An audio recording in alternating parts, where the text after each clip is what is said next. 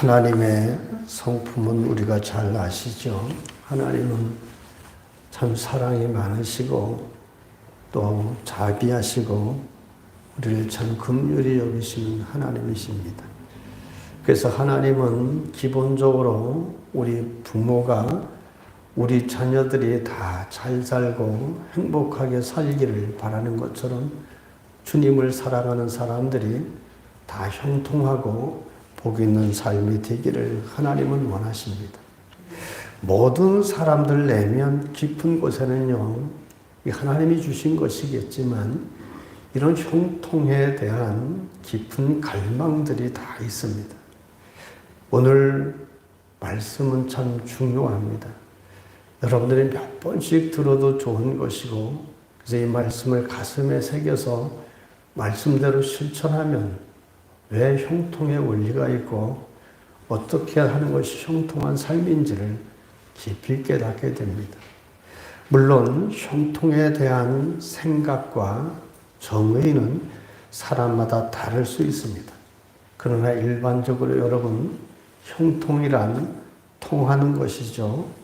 길이 통하고 뜻이 통하고 하나님의 앞에서 세운 계획들이 통하고 꿈꾸는 좋은 하나님이 주신 꿈들이 이루어져 가는, 열리는 것, 그래서 형통이라고 볼 수 있습니다. 그래서 사람들은 이런 형통을 원하기 때문에 어떻게 하면 그런 형통한 삶을 살 수 있을까? 이거에 대해 알고 싶어 하죠. 여러분, 모든 일에는 원리가 있지 않습니까? 어떤 일이든지 그 일을 잘 하려면 반드시 그 원리와 이치를 알아야 됩니다. 무턱대고 열심히 한다고 되지를 않죠. 수학도 마찬가지 아닙니까? 열심히 한다고 해서 되지를 않습니다. 원리를 알면 쉽게 풀어낼 수 있죠. 학생들이 수학 문제를 풀다가 못 푸는 문제가 있습니다. 원리를 모르기 때문이죠. 그러나 그 문제를 낸 선생님은 어떨까요? 잘 압니다. 못 풀면 선생님이 풀어주면 수월하게 풀리죠. 마찬가지입니다. 우리 인생도 이런 형통한 삶을 살기를 원하는데 이상하게 자꾸 내 삶이 불통의 삶으로 꼬인다면, 뭘 해도 안 된다면 해답은 어디 있을까요? 우리 인생의 주인이신 하나님께 그 답이 있습니다. 그래서 하나님은 우리 인생의 매뉴얼로 우리에게 뭘 주셨죠? 성경, 하나님의 말씀을 주셨습니다. 그래서 이 성경 말씀은 하나님의 사랑과 뜻이 담겨 있는 인생 원리 또는 인생 지침서입니다. 그래서 성경이 중요한 것이죠. 그래서 성경은 형통에 대해서 말씀하시면서 성경 곳곳에서 형통한 삶을 살기를 하나님은 원하고 계십니다. 여호수아 여러분 잘 아시죠? 여호수아가 형통한 인생을 살지 않았습니까? 그가 어떻게 해서 그런 형통한 삶을 살게 되었는가? 그 비결이 바로 그 여호수아서 1장 8절에 있습니다. 하나님이 여호수아에게 약속했습니다. 말씀을 입술에 두고 말씀을 주야로 묵상하고 그 말씀을 지켜 행하면 형통하게 된다. 하나님이 그 원리를 가르쳐 주셨죠. 그래서 하나님이 주신 그 원리를 따라 하나님이 여호수아에게 이루라고 한 하나님의 꿈을 여호수아는 이루어냈죠. 근데 여러분, 오해하지 말아야 될 게 있습니다. 성경 암송 많이 하면 여러분 형통한 길이 열릴까요? 대부분들이 오해하는 게 있습니다. 하나님의 말씀을 많이 암송하면 그것이 마치 무슨 주문처럼 이상한 능력을 나타내는 것으로 생각합니다.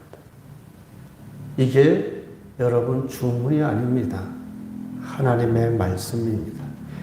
말씀을 암송하라가 아니라 묵상하라고 했죠. 묵상이라는 것이 뭡니까? 말씀에 담겨있는 깊은 뜻, 그 하나님의 깊은 뜻이 세세히 깨달아지면서 우리 심령이 어떻게 되죠? 점점 하나님이 원하는 심령으로, 성품으로 바뀌어져 가는 겁니다. 이게 말씀 묵상의 능력입니다. 말씀을 머리로만 많이 외운다고 그게 특별한 게 아닙니다. 말씀은 깊이 묵상함을 통해서 그 말씀이 살아서 내 심령에 내면화되고 내면화됨을 따라서 성품이 변화되어져 가는 겁니다. 그게 바로 여러분 복을 담는 그릇으로 만들어가는 과정입니다. 그래서 말씀 묵상을 하라는 겁니다. 말씀을 묵상할 때 완악한 마음들이 온유한 마음으로 변화되고요. 말씀의 깊이를 깨달을 때마다 차마 인내하지 못하는 이들이 인내를 배우게 되고 사랑을 배우게 되고 용서를 배우게 되고 이런 좋은 하나님의 성품들로 변화되는 거죠. 그래서 여러분 말씀 묵상이 중요한 겁니다. 시편 1편에 복 있는 사람은 쭉 나오죠. 핵심이 뭡니까? 말씀을 가까이 하는 사람이죠. 묵상하는 자로다. 주야로 묵상하니 말씀이 나를 변화시키고 말씀에서 성품이 변화되고 예수님을 닮게 되고 하나님의 성품을 닮게 되고 그것이 여러분 복을 담는 그릇이 되는 겁니다. 성경적으로 우리 한번 살펴볼까요? 형통한 사람들 있지 않습니까? 그 사람들의 특징이 있습니다. 다윗에게 나타나는 성품의 특징이 뭐죠? 다윗은 우선 하면 정직했죠. 용기가 있었죠. 왕의 모든 평가의 기준이 되는 것이 다윗입니다. 요셉은 어떻습니까? 요셉의 성품이 어땠습니까? 성실하고 그도 하나님 앞에 정직했습니다. 야곱은 어떻습니까? 야곱에게는 갈망과 열정과 열망이 있었습니다. 여러분 이런 것은 다 하나님이 바라시는 좋은 성품들이에요. 정직과 성실과 열정과 갈망과 열망. 바르실레 잘 아시죠? 얼마 전에 말씀을 전했지 않습니까? 거부 아닙니까? 이 바르실레에게 있는 좋은 성품은 뭡니까? 겸손함과 섬김이었죠. 그 외에도요, 오늘날에도 예수님을 믿고 형통한 분들을 살펴보면 그들에게서 나타나는 공통적인 특징들이 바로 성품에 있습니다. 대부분이 하나님의 은혜 받은 사람들, 하나님의 형통함을 받은 사람들에게 나타나는 특징들이 하나님을 의지함이 있고 하나님에 대하여 항상 신뢰하는 마음이 있고 겸손하고 끈기와 오래 참음이 있고 질출 줄 모르는 열정이 있고 긍정적이고 적극적인 태도가 있습니다. 근데 여러분 이런 성품이 어떻게 일어납니까? 말씀을 묵상하면서 그 성경이 성령에 감동된 말씀 아닙니까? 깊이 묵상할수록 점점 나 자신을 내면화되게 되고 내가 바뀌어집니다. 그래서 이런 좋은 성품들이 되는 겁니다. 결국 여러분 형통의 가장 기본적인 시작은요. 어디서부터 시작됩니까? 성품의 변화부터 시작되는 거예요. 우리는 내 성품은 못된 대로 그냥 놔두고 그저 하는 일이 잘 되기만 바라죠. 근데 하나님은 복을 담는 그릇으로 우리에게 성품을 주신 겁니다. 그래서 형통이란 한마디로 성품의 열매라고 보면 됩니다. 하나님은 우리에게 복을 주시길 원하시고 우리 각자를 통해서 하나님의 꿈을 이루어 가시길 원하시는데 그 시작이 바로 성품을 통해서 일하십니다. 다시 말하면 성품은 하나님이 주시는 복을 담는 무엇이죠? 그릇. 영어로 말하면 인스트루먼트죠. 그릇이 됩니다. 그러면 이런 복을 담는 성품들이 변화되는 것, 좋은 그릇으로 내가 바뀌어지는 게 그 핵심이 바로 말씀 묵상이라고 했습니다. 말씀 묵상을 통해서 하나님께서 우리가 현실 속에서 당면한 모든 문제를 극복할 수 있도록 지혜도 주시고 이겨낼 믿음도 주시고 승리할 능력과 인내를 주시는 겁니다. 그래서 말씀이 살아있는 것이죠. 이런 깊은 말씀 묵상을 통해서 하나님과 통하는 사람들은 그러기 때문에 여러분 고난 중에도 뭐 할 수 있습니까?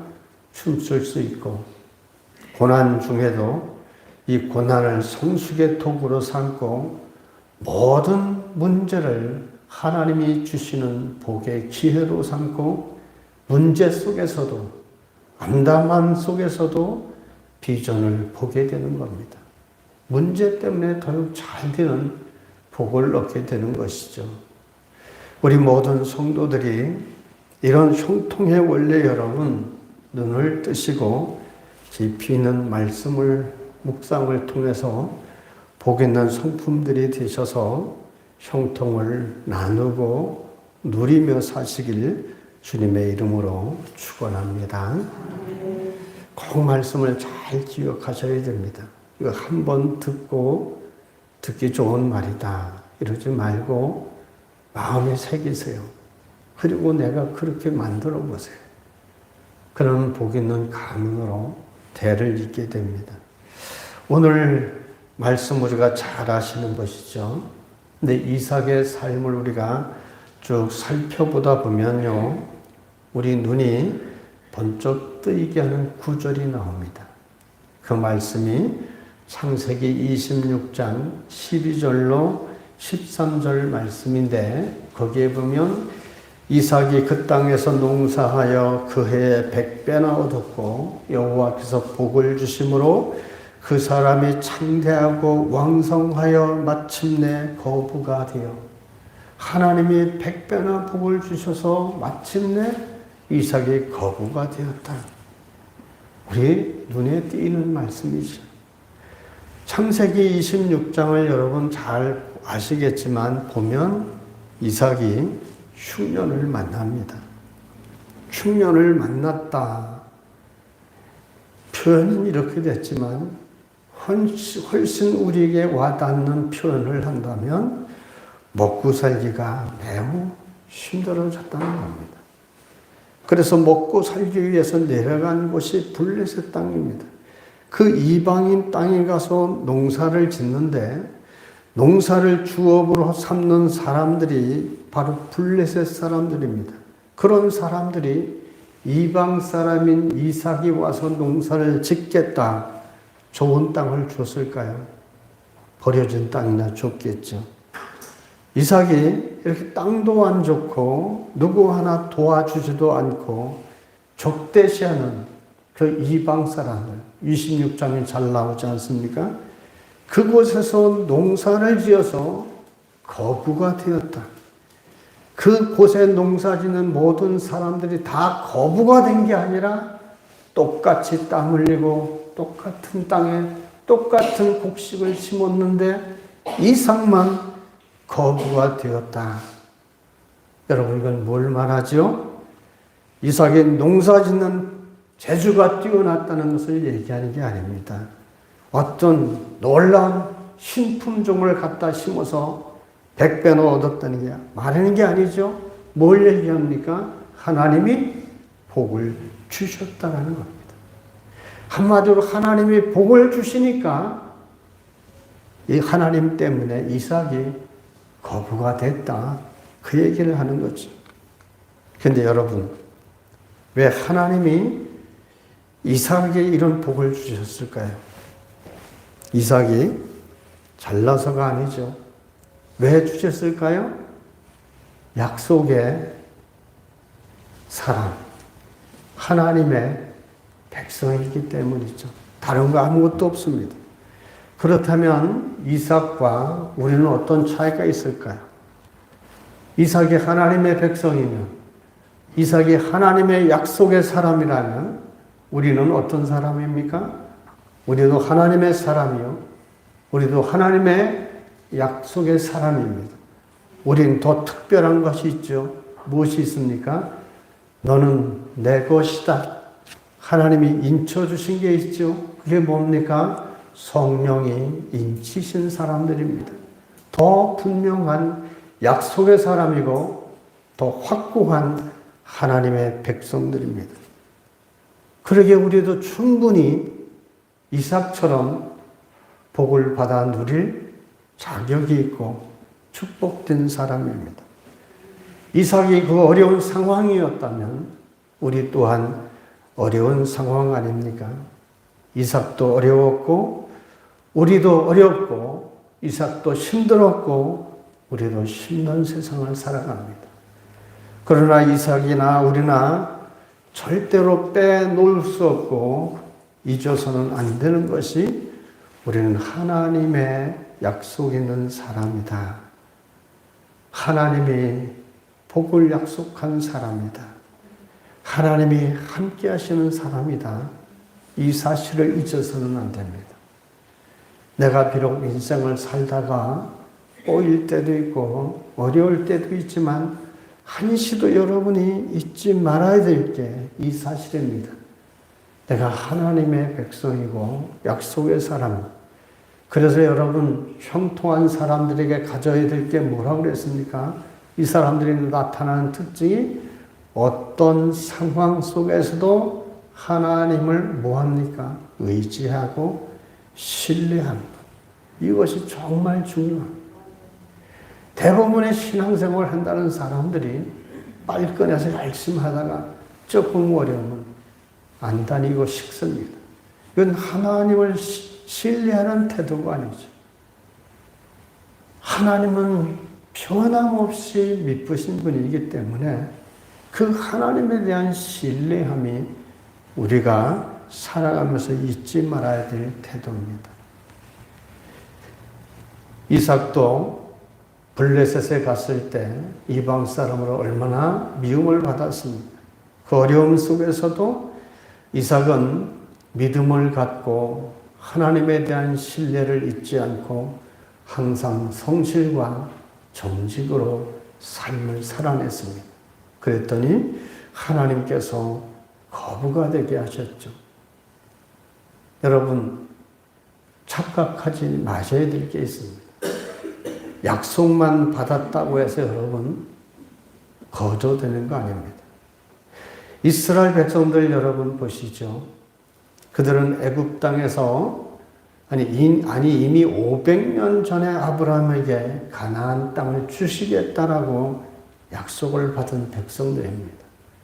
그런데 이스라엘 백성들이 출애굽한 1세대들이 약속을 받고도 하나님의 하신 말씀을 믿고 행하지 못해서 어떻게 됐나요?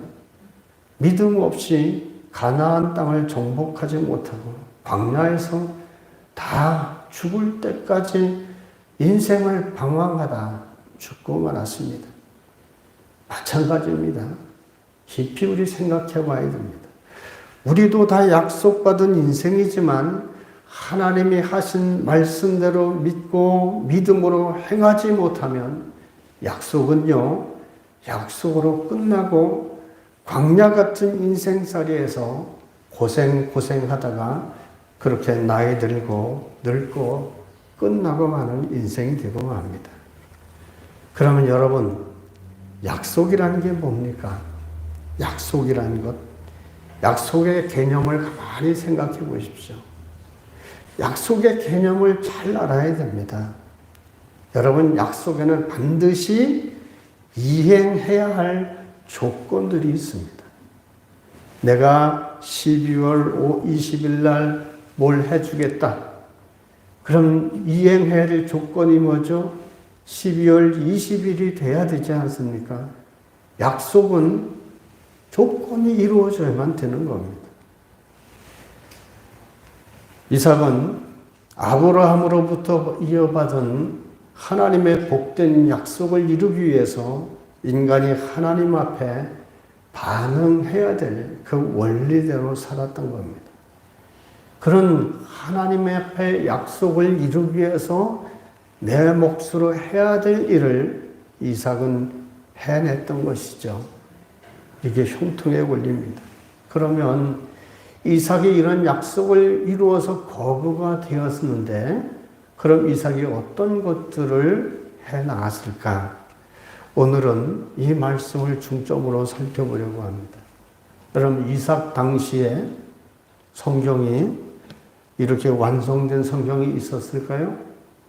없었습니다. 이삭 당시에 오늘날처럼 눈만 뜨면 교회가 사방에 널려 있었을까요? 누구한테 물어볼 사람, 목사님들이 천지에 널려 있었을까요? 없었지 않습니까?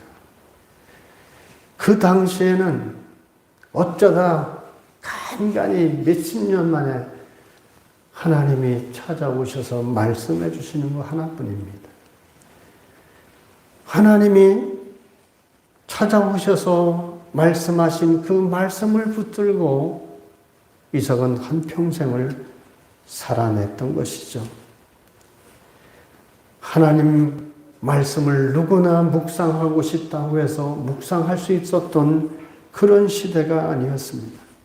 간간히 찾아오신 그 하나님의 말씀을 새기고 그 말씀을 붙들고 살아냈던 것이 당시의 사람들입니다.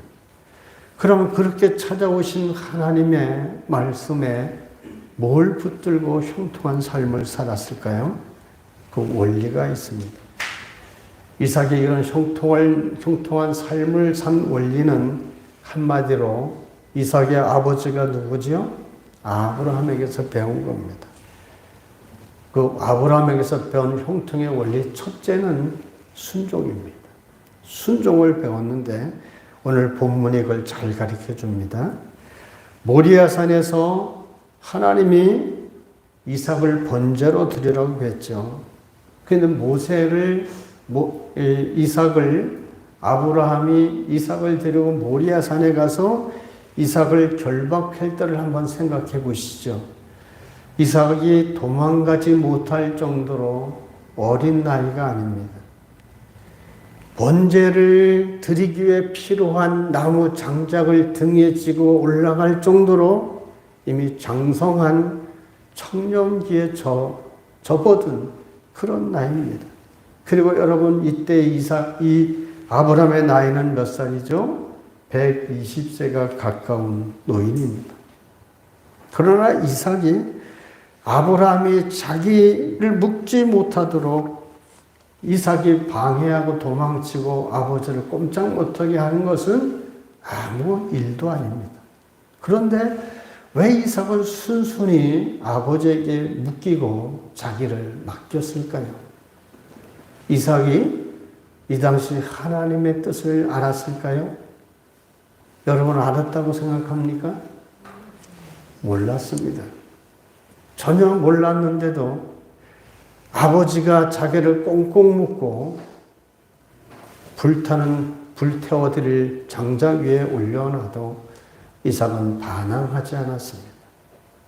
이런 사실, 번제를 바쳐라, 내 아들 이삭을 번제를 바쳐라, 이것은 하나님이 아브라함에게만 독대하시고 이삭에게는 알지 못한 일입니다. 그렇기 때문에 이삭은 아버지가 왜 그러는지 전혀 모릅니다. 그런데도 불구하고 왜 이삭은 순순히 묶였을까요? 뭐 때문일까요, 여러분? 네? 아멘. 정답이십니다. 아버지에 대한 신뢰예요. 이삭이 이 나이 되도록 살아오면서 아버지와 함께 살아오지 않았습니까? 아버지의 성품이었던 분이고 아버지가 왜 그러시는지 알고 아버지가 어떤 분인 걸 너무나 잘 압니다. 그 아버지에 대한 무한한 신뢰 때문이죠. 그래서 아버지를 몸으로 느끼고 경험하며 쌓여온 아버지에 대한 무한한 신뢰 때문에 이삭은 참고 있었던 겁니다. 절대로 아버지는 나를 해할 분이 아니다. 이 무한한 신뢰 때문이죠. 그 순종 속에서 이삭은 정말 일생일대에 두 번 다시 없을 놀라운 것을 경험하게 됩니다. 순종의 이런 놀라운 경험을 얻게 됐습니다. 이 놀라운 경험은요, 이삭이 일생을 살아가는데 무엇보다도 깊이 그의 내려와 마음속에 자리 잡히지 않았겠습니까? 그게 무슨 경험일까요?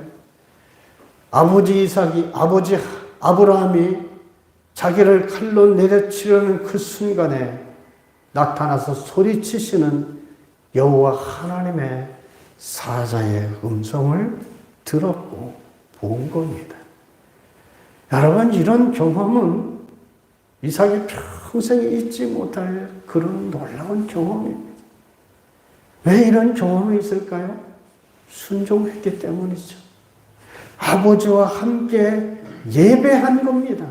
그때 하나님의 말씀이 임한 거나 요즘식으로 표현하는 마찬가지죠. 12절에 말씀하지 않습니까? 사자가 이르시되 그 아이에게 내 손을 대지 말라. 그에게 아무 일도 하지 말라. 네가 내 아들 네 독자라도 내게 아끼지 아니하였으니 내가 이제야 네가 하나님을 경외하는 줄 아노라. 이 말씀을 아버지 아브라함과 함께 들은 이삭이 여러분 뭘 깨달았겠어요? 야, 신비하다. 이렇게만 알았으면 멍청한 거죠. 이렇게 하나님이 살아계시고 역사하시는구나. 그리고 그 하나님이 하신 모든 것이 이 머릿속에 남았을 겁니다. 그러면서 깨달은 것은 이걸 겁니다. 아, 하나님이 이렇게 말씀하셨으니 아버지께서 이렇게 하신 것은 하나님이 하신 말씀에 순종하기 위해 그러셨구나. 이런 사실을 이삭은 마음 깊이 깨달았을 겁니다. 그러면서 하나님께 순종한다는 것이 무엇인지 그 심령에 깊이 각인됐던 겁니다. 순종에 대해서 좀 생각해 볼까요? 순종이 99%의 순종이 있고 100%의 순종이 있습니다. 두 개가 다 순종일까요? 100%가 순종입니다. 이게 바로 아브라함, 이것이 뭘 가리킵니까? 100%의 순종을 말하는 것이죠. 우리도 우리 자녀가 형통한 인생이 되기를 원하면 아브라함처럼 부모로서 이런 순종의 모습을 자녀들 심령 속에 심어줘야 됩니다. 하나님께 순종은 우리로 복된 인생이 되게 하는 것이죠. 복 있는 인생이 되기를 갈망하면 우리는 정말 여호와 하나님 말씀에 100% 순종해야 되는 것이 옳은 일입니다. 순종하지 않으면서 믿음이 있다. 거짓말이지 않습니까? 순종은 믿음인가 마찬가지인 겁니다. 말씀에 순종한다는 것은 그만큼 내가 하나님을 믿는 거고 믿음대로 되는 겁니다. 여러분, 신명기 28장이 무슨 내용을 하고 있는지 잘 아시죠? 28장은 하나님이 순종하는 자에게 복을 주시고 불순종하는 자에게 저주를 내리신다는 내용입니다. 핵심이 바로 28장 2절에 있어요. 거기에 보면 내가 네 하나님 여호와의 말씀을 청종하면 이 모든 복이 네게 임하며 네게 이르리니 말씀에 순종하는 자에게 약속한 복을 주시겠다라고 했습니다. 말씀에 순종하는 삶을 사시면 이 순종이 형통한 원리의 첫 번째입니다. 우리도 순종적인 사람이 됩시다. 하나님을 순종적으로 섬기십시오. 이삭이 순종적으로 살아왔던 것처럼 아브라함이 순종했던 것처럼 여러분 이 순종적인 삶, 사람이 볼 때는 바보 같아 보일지 모르지만 내가 하나님을 믿는 믿음의 표현이 얼마나 하나님께 순종하느냐, 이 내 믿음의 모습입니다. 그런 것이 하나님 앞에 인정될 때, 이게 순종이 인정될 때 형통의 삶을 살아가는 첫 번째 길이 되는 겁니다. 두 번째로 이삭에게서 배울 수 있는 것, 첫째가 뭐라고요? 순종. 두 번째가 하나님을 경외하는 것. 하나님 말씀에 순종하는 것, 하나님을 경외하는 것. 이 성경적인 형통의 핵심이 하나님을 경외하는 것인데요. 이 하나님의 경외는 세상의 잘됨과 구분되는 부분입니다. 세상의 잘되면은 하나님을 경외하는 것이 없지요. 성경은 말씀하시길 하나님을 경외하는 것이 복된 인생이 사는 지혜의 근본이다라고 했습니다. 하나님을 경외하는 사람이 말씀에 순종할 수 있고 하나님을 경외하는 사람에게 복을 주실 뿐만 아니라 그 복을 보존하게 되고 더 큰 복을 받을 수 있는 그릇으로 준비된 사람입니다. 우리 12절을 다시 한번 보십시다. 시작. 사자가 이르되 그 아이에게 네 손을 대지 말라. 그에게 아무 일도 하지 말라. 내가 네 아들 네 독자까지도 내게 아끼지 아니하였으니 내가 이제야 네가 하나님을 경외하는 줄 아노라. 아멘. 말씀 끝부분을 보면 하나님이 뭘 알았다고 하십니까? 경외하는 것을 알았다라고 하시지 않습니까? 근데 우리 이상하잖아요. 이제야 내가 하나님을 경외하는 줄 알았다. 하나님의 아브라함을 부르시고 이끌어 오신 것이 얼마나 오래되었는데 이제야 아셨다라고 하는 것, 그 이상합니다. 하나님은 여러분 우리 고백처럼 전지하신 분이시죠. 그런데 이제 아셨다는 것은 이상한 표현이죠. 그렇기 때문에 여기서 이제야라는 단어는 지금까지 몰랐다가 지금 아브라함을 시험해보고 테스트해보고 알았다라는 뜻이 아니라 이제야, 이 뜻은 감탄사입니다. 정말로 이런 뜻입니다. 정말로 알았다. 그러면 하나님이 왜 내가 하나님께 순종하는 줄을 이제야 알았다 하시지 않고 경외하는 줄 알았다 하셨을까요? 이삭을 모리아산까지 데리고 와서 제사하려고 했던 것은 분명히 하나님 말씀에 대한 아브라함의 순종적인 행위입니다. 하나님이 말씀하셨기에 그렇게 그 산까지 아들을 이끌고 왔지 말씀하시지 않았는데 아브라함이 그렇게 올라올 리가 전혀 없죠. 그런 걸 하시는 하나님이 왜 네 순종을 알았다 하지 않고 내가 나를 경외하는 줄 알았다 이렇게 말씀하셨을까요? 경외하는 줄 알았다. 순종하는 줄 알았다가 아니라 경외하는 줄 알았다라고 경외를 강조합니다. 왜 그럴까요? 왜 하나님이 경외하는 줄 알았다 했을까요?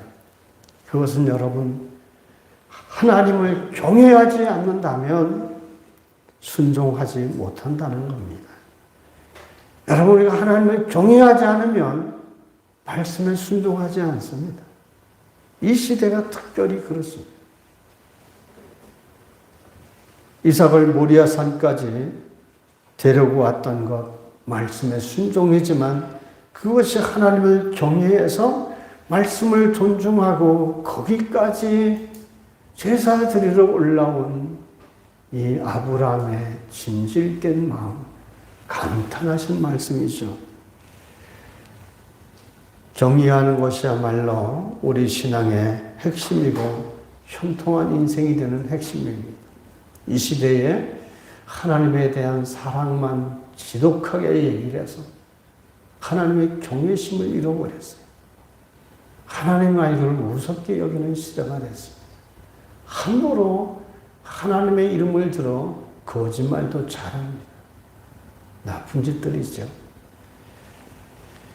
이처럼 하나님을 경외한 아브라함에게 하나님이 약속하신 것이 15절로 17절에 있는데요. 우리 성경 펴놨으면 같이 보실래요? 15절로 17절 시작. 여호와의 사자가 하늘에서부터 두 번째 아브라함을 불러 이르시되 여호와께서 이르시기를 내가 나를 가리켜 맹세하노니 네가 이같이 행하여 네 아들 독자도 아끼지 아니하였은즉 내가 네게 큰 복을 주고 네 씨가 크게 번성하여 하늘의 별과 같고 바닷가의 모래와 같게 하리니 네 씨가 그 대적의 성문을 차지하리라. 아멘. 무슨 보장을 받았습니까? 큰 민족의 복과 땅의 복과 모든 대적에 대한 승리를 보장받았습니다. 이처럼 하나님을 경외하면 형통을 이끌어 오는 삶이 됩니다. 형통을 내가 따라가는 것이 아니라 하나님을 경외하면 형통이 따라오는 것이죠. 잠언 22장 4절에도 말씀하길 겸손과 여호와를 경외함의 보상은 재물과 영광과 생명이니라. 이 말씀하셨습니다. 여러분 믿으십니까? 믿으세요? 믿는지 안 믿는지 대답에 확신들이 없어요.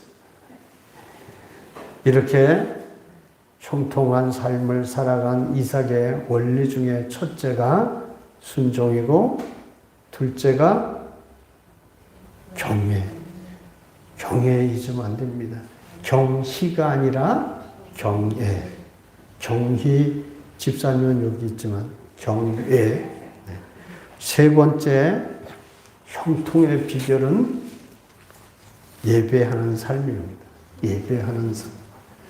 아브라함은 그의 특징이 가는 곳마다 예배의 삶을 살았습니다. 아브라함의 형통의 배후에는 항상 최선과 정성을 다한 예배가 그의 삶 가운데 있습니다. 오늘 5절 말씀을 같이 봅시다. 시작. 이 아브라함이 종들에게 이르되 너희는 나귀와 함께 여기서 기다리라. 내가 아이와 함께 저기 가서 예배하고 우리가 너희에게로 돌아오리라. 여기에서 중요한 단어가 바로 예배입니다. 워십, 예배. 아브라함은 가는 곳마다 예배자의 삶을 살았음을 성경이 증거하지 않습니까? 인간이 할 수 있는 예배에서 가장 중요한 것은 여러분 예배를 통해서 하나님께 가장 할 수 있는 중요한 것은 뭘까요? 대가를 지불하는 정성입니다. 22장에서 아브라함은 여러분 이삭을 드렸습니다. 예배 중에 이삭을 드렸습니다. 물론 번제로 드리지는 않았지만 이미 드린 거는 마찬가지입니다.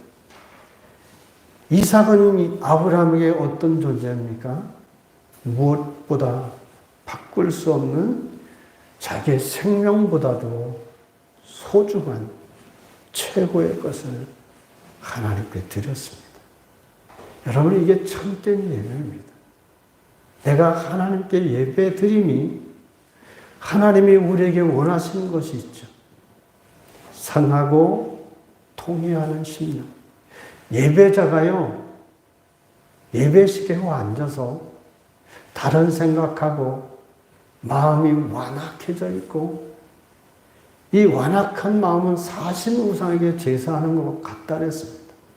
하나님에 대한 사모함도 없고 은혜에 대한 간절함도 없고 이건 뭘 말합니까? 내 마음으로 하나님을 찾지 않는 겁니다. 하나님이 이스라엘 백성에게 말했습니다. 내가 원하는 건 너의 마음이다. 진실한 마음이다. 우리가 하나님이 원하시는 최고의 예배는 내 마음의 중심을 다해서 하나님께 드리는 겁니다. 이삭은 정말 아브라함에게 최고입니다. 모든 것을 하나님께 드렸죠. 값진 보배를 하나님께 드린 겁니다. 동방 박사들도 예수님이 탄생하실 때 찾아와 보고 와, 말씀대로 이루어졌구나 하고 간 게 아닙니다. 세 가지 보물, 중요한 세 가지 보물을 드렸습니다. 이 재물이 있는 곳에 내 마음이 있다는 거나 똑같은 거죠. 그 하나님께 드린 겁니다. 야곱은요, 11조를 하나님께 바치겠다라고 약속하지 않았습니까? 그 형에게 쫓겨나서 도망가면서 외삼촌집을 가기 전에 베델에서 밤에 잠자는데 하나님이 나타나셨을 때 야곱이 11조를 하나님께 드리겠다 이런 약속을 합니다. 이 11조를 그러면 이 야곱은 어디서 배웠을까요? 바로 창세기 14장 20절에 보면 멜기세덱이 아브라함의 11조 드린 것이 나옵니다. 멜기세덱에게 아브라함이 11조를 드린 것을 알죠. 이삭이 아브라함에게서 11조 드린 것을 배워서 실천한 것을 우리에게 어떻게 그럼 알 수 있을까요? 이삭의 아들 야곱이 11조에 관해 언급한 사실을 보면 창세기 28장에서 나오지 않습니까? 도망치는 그 밤의 꿈에 하나님이 나타나서 만났을 때 11조에 대해서 약속을 합니다. 하나님이 그때 11조에 대해서 아무런 언급도 안 하셨습니다. 그런데 야곱이 자신에서 소원을 하지 않습니까? 무슨 얘기입니까? 아브라함이 멜기세덱에 드렸고 이삭이 그렇게 실천해온 삶을 야곱이 그렇게 그런 삶을 살지 않았다는 거죠. 그게 늘 마음에 걸렸던 거죠. 그리고 하나님이 찾아놨을 때 알면서도 실천하지 못한 것 이제 하나님께 드리겠다라는 이런 실천을 약속하는 겁니다. 여기서 우리는 형통의 원리를 배우게 됩니다. 그것은 하나님께 정성스러운 예배를 드리는 사람이 형통한다는 겁니다. 고귀한 것을 드릴 때 하나님은 더 보배로운 그런 것을 예배자를 위해서 준비하시는 겁니다. 우리가 복을 받기만을 위해서 예배 드리는 건 아니지만 정성을 다한 예배의 열매는 우리 삶 속에 하나님이 복으로 나타나시는 겁니다. 하나님은 많고 적음을 따지지 않습니다. 다만 말씀에 순종하여 드리는 나의 최고의 것, 이것을 하나님이 바라시는 것이죠. 우리가 한 달에 내가 20만을 받는다고 해서 2만원 하나님께 드리면 이병철이가 살아있어서 100억씩 11절을 바치면 하나님 그 100억은 더 귀히 여기실까요? 2,000원도 똑같이 여기십니다. 중심을 보시는 거예요.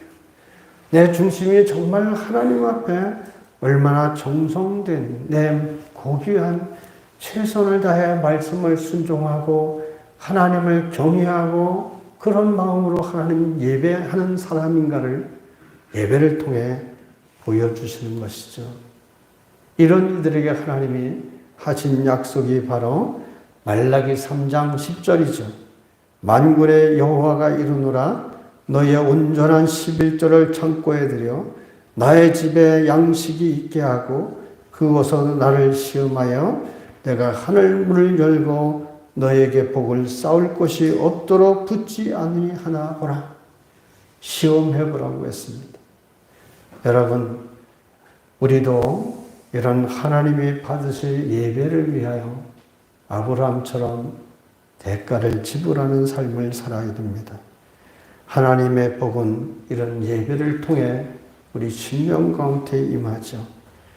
우리 모두 우리 하나님 앞에 순종하고 경외하고 이런 예배의 가장 소중한 대가를 지불함을 통해 이런 형통한 성경적 복의 원리대로 여러분의 모든 가정과 또 하는 일들과 자녀들의 삶이 형통한 그런 복을 누리시길 주의 이름으로 축원합니다. 아멘. 거룩하신 하나님 아버지, 복된